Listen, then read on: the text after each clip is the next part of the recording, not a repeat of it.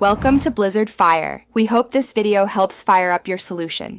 You start by locking down what you already know: full name, approximate dates and places.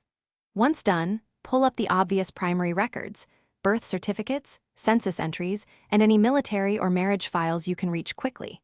Make sure to record exact spellings and alternate names because small variations change search results.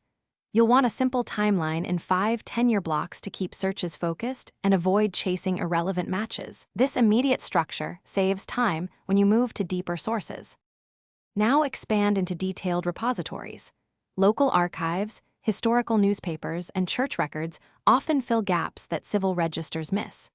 As you search, cross-reference city directories, land deeds, probate files, and tax rolls to confirm addresses and family ties. These corroborating entries explain movements and occupations. Use immigration and naturalization records, plus military enlistment logs, to link overseas origins or service. If a record disagrees, track the chain of finish by weaving the gathered facts into a clear chronological narrative, making sure each statement cites the supporting record. You want to explain why you believe one date or place over another, so prefer primary, contemporaneous documents when resolving conflicts.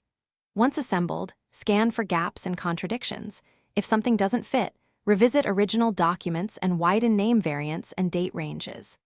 A key troubleshooting tip: when stuck, search adjacent family members' records. Their paperwork often reveals the missing pieces you need.